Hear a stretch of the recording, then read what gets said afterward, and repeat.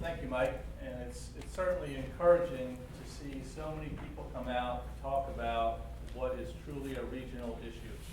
Lift the microphone. Lift it closer. To talk about what is truly a regional issue. These issues affect Cape Fear Public Utility Authority, but at the end of the day, they affect our community the most. And they're technical issues, but they're also very complex economic issues when you get down to the bone. I'd like to give you a little bit of history about Cape Fear Public Utility Authority. We serve about 200,000 people each day with water and wastewater services. And that's all of the doctor's offices, schools, restaurants, homes, businesses, all relying on water and wastewater services for their business. As you've heard earlier, we were formed in 2008 when the city and county spun off their water and sewer utilities to create CFPUA. And that was done with the express purpose of understanding that these issues are regional. They weren't confined by city or county boundaries, and that they transcended this, and that a larger, broader organization could more effectively and more efficiently deal with these issues than two separate agencies could. We like to talk about the 5 pillars in our industry, and we'll get into those in more detail in just a second. But they support the quality of life that we enjoy here in the Cape Fear region. And without these 5 pillars that water and wastewater provide, and they're shown here, we lose something. And so I'd like to talk about how those pillars relate to our community and how CFPUA helps build those pillars. The first one is basic sanitation, and this is the use of pipes to collect wastewater, bring it to our wastewater treatment plants, clean it, and then discharge it back to the environment. And New Hanover County was talking about land use. And when you think of density, this is what allows us to have dense development. When we can have a high-rise home, high-rise buildings, we can have homes on small lots. That's because we have a centralized wastewater system that allows us to collect that waste and bring it to a regional plant that can treat it and clean it, ready for the environment. So we talk about sanitation, it's a significant investment that our community has made in it. We have 2 major plants that do an excellent job of treating wastewater, and annually we treat about 6 billion gallons of wastewater a year. So centralizing it certainly makes sense, and we do an excellent job of it. We have about 1,000 miles of sewer pipes, over 140 pump stations, and as I said, 2 major treatment plants. And we are very heavily regulated, which is good, and we do an excellent job of meeting the standards. Our second pillar is disease protection. Here we're talking about treated water, and it's recognizing that the water in the aquifers, the water in the river, is not ready to consume. There's more work that has to be done before it's ready for the community to use, and that's where we come in. We treat the water, make sure it's ready for people to use, and it's there when they need it. And we do have 2 sources, groundwater, which we spent a lot of time talking about today, and also surface water, which is another very good source for us as well. Most of our water does come from the surface water to our Sweeney plant. On a daily basis, we produce about 20 million gallons of water a day and treat that for our community to use as they need it. And we test our own water, make sure it's pure and safe, not only during the treatment process, but also out in the distribution system. And that also is very heavily regulated. And there was a question earlier about, well, what's the cost difference between a nano plant system, which is shown in the right-hand photo, and the surface plant, the Sweeney plant, which is in the left photo. And the bottom line out the door cost differentials, it's about 50% more expensive to produce it at the nano plant. That's including energy, chemicals, all of our staff. So it is a more expensive treatment process, but it's certainly a very viable one. Our third pillar is fire protection. And this is recognizing that the county and the city invest a lot of money, and for very good reason, to provide fire protection services for our communities. And that again gets back to land use. We have dense development. Our fire protection needs are very high. We have over 1,000 miles of water mains and tens of millions of gallons of treated water ready to be used by our fire departments, to over 8,000 fire hydrants in our community. There are also private suppression systems in buildings. And again, this water is available as it's needed, so as our fire departments respond, and hopefully they won't need to, but when they do, it's sure comforting to know that that water is there for them. And our fourth pillar is protecting the environment. We've talked a lot about that today, and that's recognizing that the Cape Fear River and aquifers are not limitless, and they do require attention and care and study, and it sure is nice to see so many people working together to understand these issues and come up with long-term solutions. And as you've heard, we partner with a lot of our stakeholders. We partner with other leaders to make sure that we protect the environment. That's one of our highest standards, is to make sure that we leave the environment in a better shape than we found it. It has to be sustainable over the long term, and understanding the capacity of the environment and making sure that we don't use up more than we need to is a big part of what we do. And with that is handling our wastewater. And that's where we collect used water, return it to our plants, and then put it back into the watershed. And we've invested a lot in our system, a lot of effort, a lot of money to make it more resilient so that we don't lose that untreated wastewater along the way. And that's where we talk about investment in our system. The return on that investment comes in the next bullet. And over the last 5 years, we've been able to reduce the number of spills by 52%, and more important than that, we've cut the volume of wastewater spill by 77%. And we continue those efforts, recognizing that we have farther to go, and we will do that, but that is a great goal, and it shows the benefit of a regional approach to utilities. Our fifth pillar is recognizing what our role is with the economy, the local economy. Oftentimes people talk about great communities and what makes them great. It's the schools, it's the government services, it's the parks, and all the things that are easy to see. But what's less easy to see are water and sewer capacity and water and sewer services, but they're equally as important. As new businesses come online, they're relying on water and sewer services for us. As we have new communities come into our area, they also need water and wastewater services. So we understand that and spend a lot of time making sure our plants have capacity now, ahead of when development occurs, and making sure we're managing that capacity, understanding growth trends, working with our partners at the city and the county. We're also working to extend water and sewer to the 421 corridor in Flemington, where there was some concern about the aquifer there. And we've been working with our partners at Duke Energy to bring water to that corridor and get them off of the aquifer onto a surface water system. So more good work on our part and working with our community to make sure we meet all those needs for economic development. The result then is there's a strong foundation for our community to help benefit all of us. And all these things are leading to quality of life. And everybody talks about quality of life. It's hard to define, but certainly water and wastewater services and those 5 pillars all support that quality of life. And underpinning those 5 pillars, I would say, is our source water. And if we don't have reliable source water, whether it's aquifers or surface water, those pillars will be compromised. So that's why it's so important for us to understand these issues, partner with USGS, partner with the city and the county and others to understand long-term needs and make sure that we meet them over time. And we've taken on some other initiatives as well to support the 5 pillars. We've partnered with the county, the Heritage Park in Marquee Hills, where we're in the process of taking about 1,000 homes off of septic systems and onto the centralized sewer system. That will help the environment over the long term. We also extended water to Bald Eagle Lane, which is one of the areas that was suffering with aquifer problems. And we now have treated water available to those residents through our partnership with the county. And we've worked with the city at 3rd Street, Front Street, Water Street, and other places to share costs so that we can minimize our costs and get most benefit back to our community by partnering with the city. And we enjoy those relationships very much.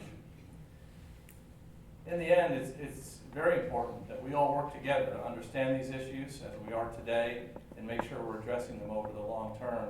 And all those pieces are in place, and that's great to see.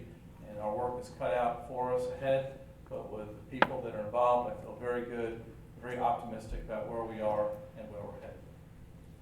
And we're going to do questions at the end, so with that, I will turn it back over to Mike.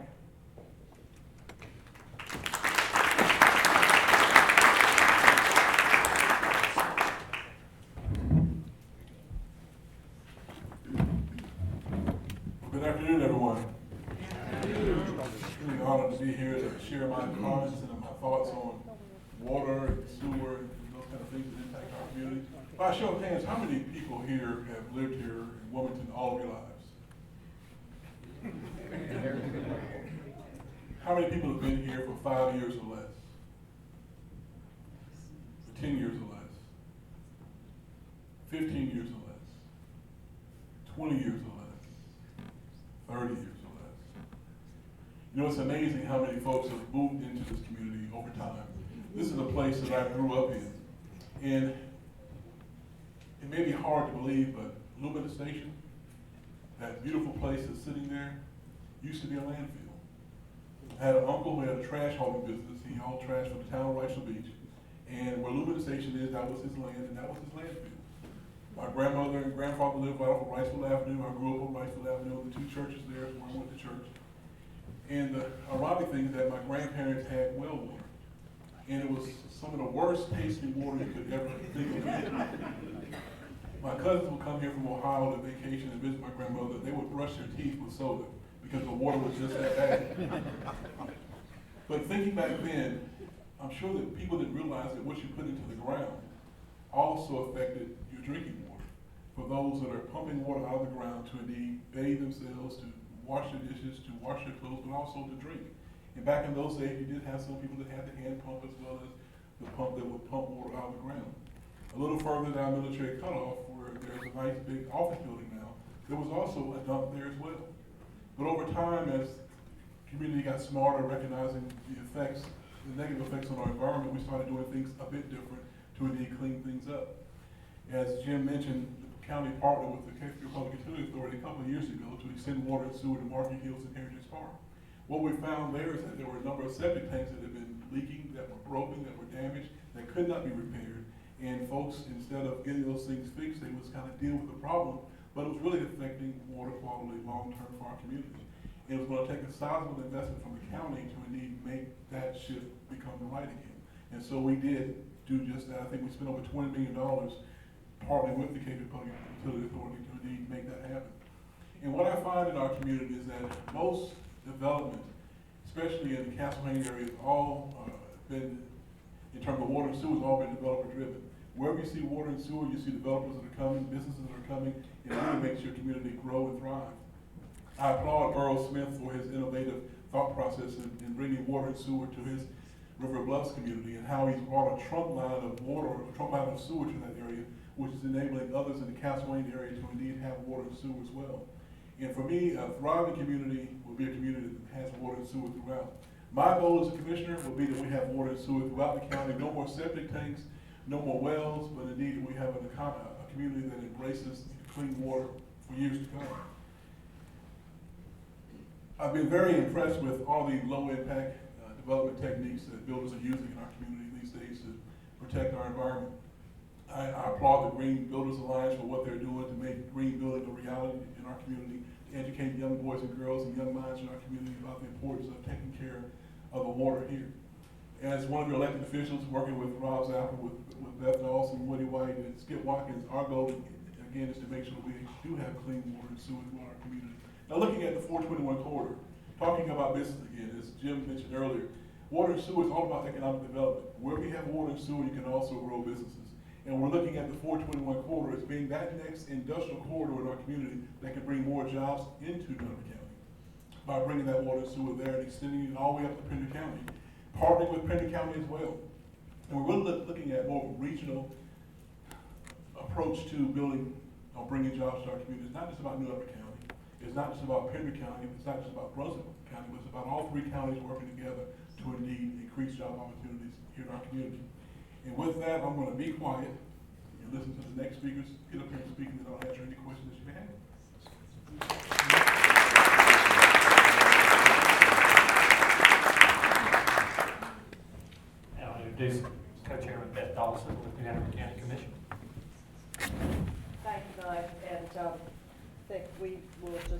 from here. We've all been here all day today, and it's been a wonderful session. And I want to thank the Three Star Alliance for organizing this community conversation. I believe it is important that all stakeholders in our community, our citizens, get together and continue. We've been having good conversations and to continue.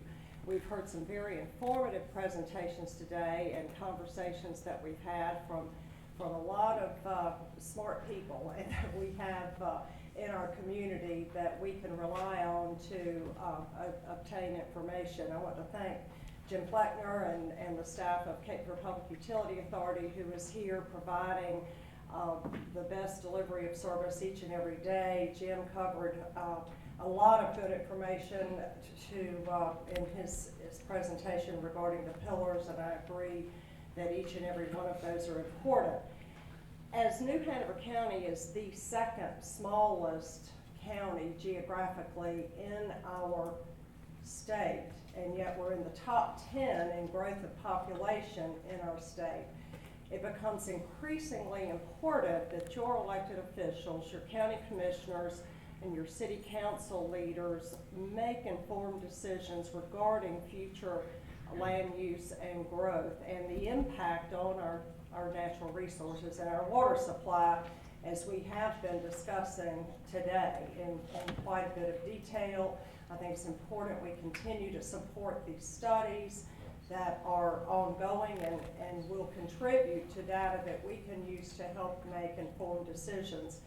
The health, safety, and welfare is the ultimate responsibility. The health, safety, and welfare of our citizens and our community is our responsibility as your elected officials. And we want to make sure we have the best information in order to make those decisions that will ultimately impact our quality of life, ultimately impact our economic prosperity, job opportunities, the ability to recruit and retain business, and to address the public health and safety concerns that we may have. I'm very pleased to have been one of the county commissioners that made the decision early on a couple of years ago to follow through on a promise that had been made to citizens 30 years ago to provide sewer service in the north and southern areas, the Heritage Park and Marquee Hills neighborhoods. They voted for bonds 30 years ago. They thought they were going to get sewer service, and it took until 2013 for the elected officials, and I was very pleased to be a part of that group that made the decision that this was something we needed to do for our community. We cannot risk public health or safety, and a lot of these folks had been living in conditions you would not even want to consider would be in our own community, and it was just unspeakable. So I'm pleased I was also able to be a part of the board along with Commissioner Barfield and Commissioner Zappel and the others as we made decisions to fund in a partnership with Cape Fear Public Utility Authority, as we often do, to fund the 421 corridor extension of water and sewer. That's going to mean hopefully a tremendous economic impact for our community as we can attract and retain the targeted businesses that we want. And as Chairman Barfield also said, the regional cooperation, and our friend Commissioner Frank Williams from Brunswick County was here for most of the day, and we work collaboratively, regionally, for not only economic development, but for infrastructure, because what is good for Pender and Brunswick is good for New Hanover and vice versa. So we're too small of a county. We need to continue to put those efforts in regionally, and we have been doing that and have been successful in economic development, is also transportation, and so we work together on a lot of different things. So being able to, again, make informed decisions for the future of our community is what we pledge to do. It is important to continue these conversations in order to keep the airways open between all the different stakeholders in our community, our elected officials, not only on the local level, but our state and national levels as well. Regulations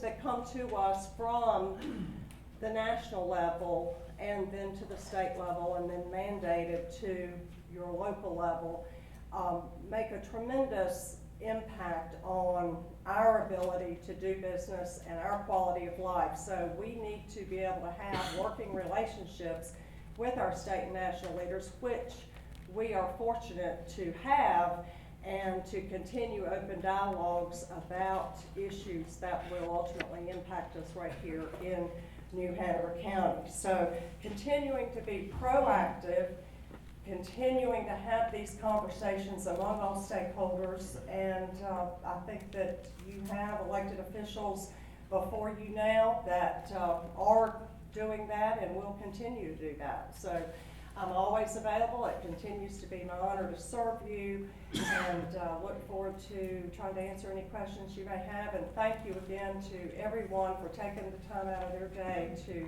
be here to have these important conversations.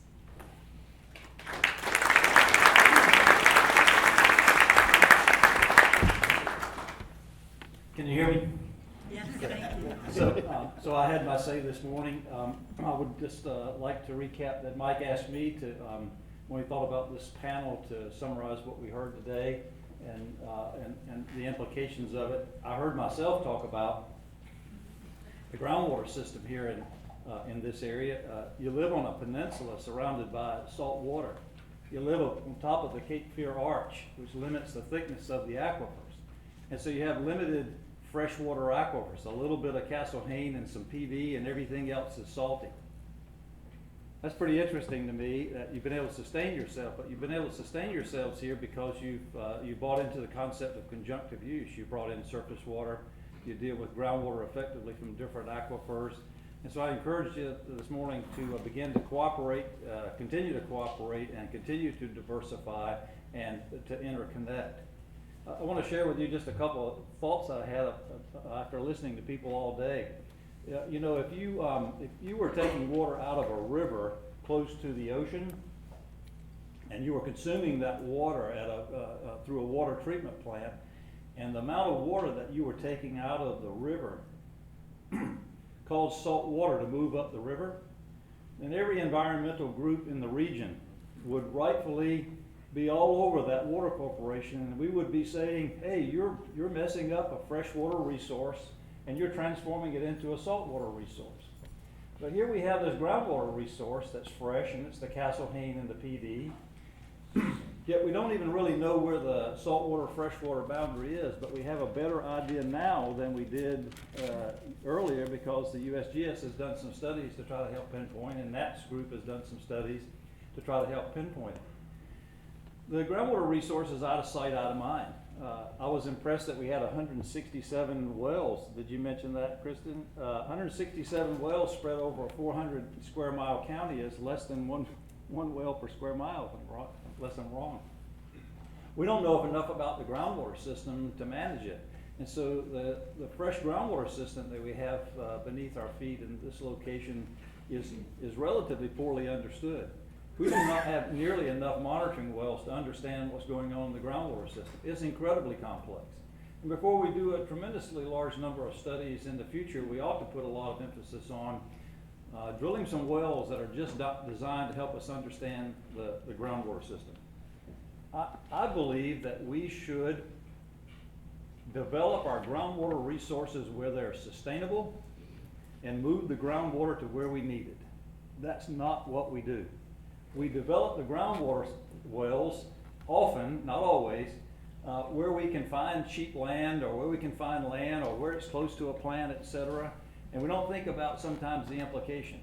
We have transitioned in this county to an understanding that there are places where we can sustainably remove groundwater, and that we have to move that groundwater then to where we need it. And so I saw on a map produced by the USGS a place where I would recommend that we could develop some groundwater resources more sustainably because the water table was high, it was far from the saltwater freshwater interface and so forth.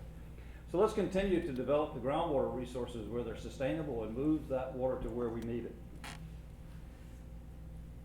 I didn't hear a lot about conservation today. I would like to hear a whole lot more. I was absolutely amazed that our population, Chad, has increased, but our water demand hasn't kept pace with it. That was pretty interesting to me. So I'd like to hear a lot more about conservation and whether it's real or not. I think a lot of times we pay lip service to conservation and we really don't think about it much, but it's a really important key. I think that reuse is the key to the future. If I could just share with you that a water molecule is one oxygen atom with 2 hydrogen atoms, and it has a positive end and a negative end, and that attracts contaminants. Okay? We as humans are concerned about the reuse of water molecules if they've been through the human intestinal tract. That's the bottom line, right? Okay, so people in this room have the ability, these engineers, to remove any impurities that are attached to a water molecule in a wastewater treatment plant. Therefore, it doesn't matter whether a water molecule has been through the intestinal tract of the Pope or Charles Manson.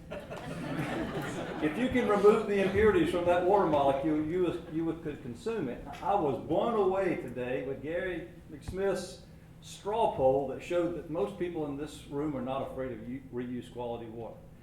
Finally, I'll share with you that after working for 14 years on Hilton Head Island, I'd report to you that everybody on that island consumes groundwater, and every drop of water on that island that comes from the wastewater treatment plant is used for irrigation on that island. There are no discharges of wastewater on Hilton Head Island. We reuse every drop of it for irrigation. That means that we took all the golf courses on Hilton Head Island that were pulling water from the aquifer and using that water from irrigation. We simply hooked them up to a pipeline system and we supplied them with water from the wastewater treatment plant.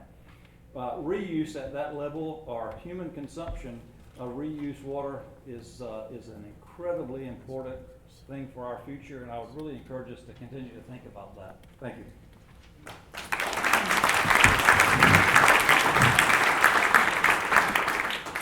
So my perspective on all this is a little bit different since my background is in public administration and I do a lot of land use planning.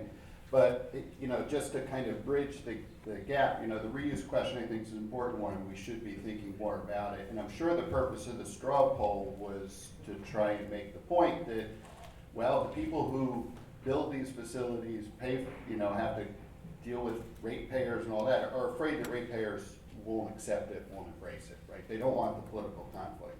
But from a public administration standpoint, this is a very answerable question, right? For $20,000, $30,000, we can know with a high degree of precision whether the public supports or doesn't support that idea, and then make investment decisions based on those kinds of information.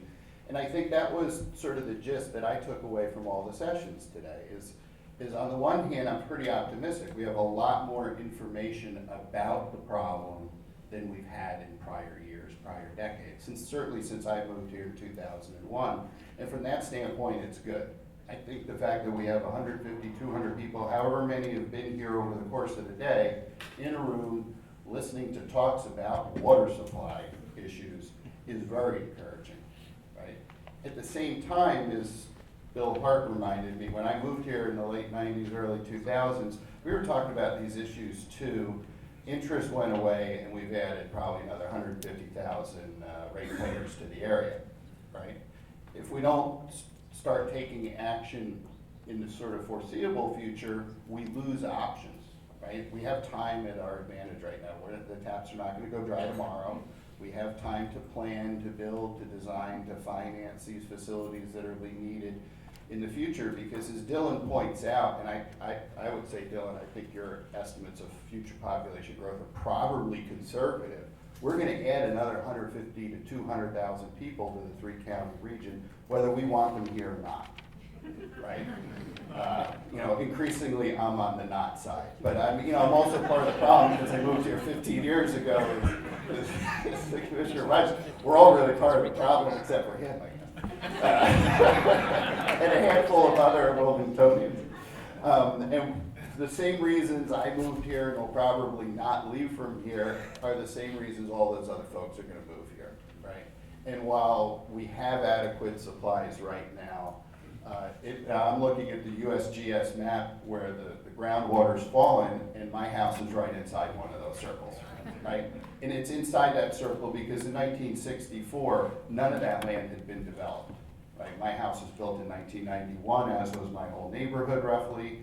The neighborhoods around me were anywhere from the mid-'80s to the late '90s, and probably 70 to 80% of us have wells to irrigate our lawn, right? The fact that I never had to get approval for it, the previous owner never had to get approval for it, I kind of like, because, I like having free water, but, from what I study, it's a classic common pool resource problem. You give people access to a resource for free, they're gonna use it in ways that they won't if it's not free, right? The incentives drive the problem. And unless the fact that North Carolina doesn't really have a good overall water allocation system, when you come from other states, it's kind of odd. That you can pull millions of gallons of water out of the ground and no one is sort of making the decision about whether you can or can't do that in the context of the larger system and demand and future demand and growth and all of that is something that if we don't get a handle on as a state and as a region and as a sort of a county or water supply system, 25 years from now, our options for solving a problem will be expensive ones, like desalinization.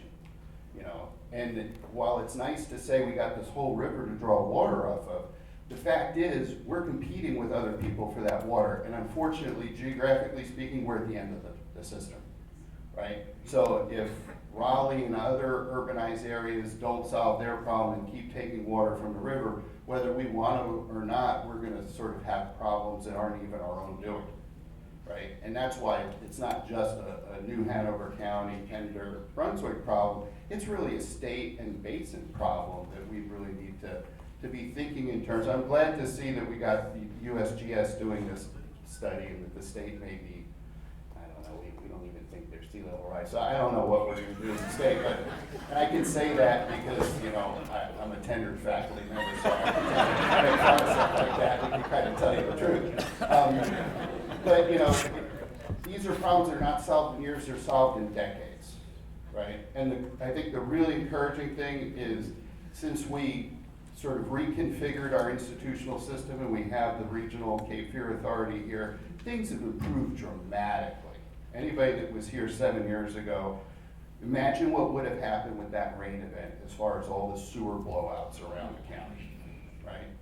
Progress has been made that's really substantial, and from a public finance standpoint, they make very good use of the monies, right? So they're being very good stewards. But the problem gets really complicated. We haven't talked a whole lot about finance, but the reason you hear the word energy pops up is they gotta pay for energy, right? Infrastructure, debt service, it's all paid for by ratepayers. We get more efficient with our water use, guess what? The cost of the system don't change, right? They go down marginally. It's all infrastructure and debt service, right? So if I use half the amount of water and everybody else uses half the amount of water, we still have the same amount of debt service. So my rates go up, right? Because I've used this less water, I'm paying the same amount, right? So it's all a relative kind of system, and that's an important piece of the problem that needs to be considered. So I'm optimistic, but at the same time, we have a big challenge in front of us, and solutions like reuse, I think, present interesting alternatives, but from a public finance perspective, things get a little squirrely and strange. We're just lucky that the two facilities are kind of joined at the hip, and they're all managed and operated by one authority. In a lot of regions, that's not the case. They're competing authorities with different geographic configurations. You would never really, they're just trying to deal with that alone prevents reuse. So we do have some options, I think, that other places don't. With that, I want to eat into my time a little bit because while I'm a member of this Three-Star Alliance, I did almost nothing to help plan this event. Okay? My students are volunteering their time, and that's great. I see some of our alumni here, so that's great. And obviously, from the university standpoint, we want to be as involved as we can to help you all solve this problem, because we benefit just like you all benefit from a good, sound economy, good, strong local region. But first, I want to thank the realtors and Shane, because this is a fabulous facility. We've had other events here. That's great. So maybe a round of applause for them. I don't know that, well, actually, Shane probably would ask for applause himself. I'm not sure. But and then Mike, and can all the Coastal Federation staff and interns and other folks that are in the room stand up? Because they're the ones who really did plan that.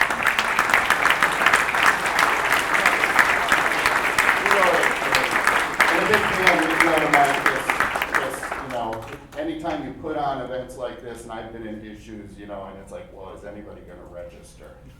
Right? And when you have the largest rain event, like we've had in like a decade, in the middle of your registration period, you're like, oh, are they gonna think water supply is important? And we've had like 42 inches of rain.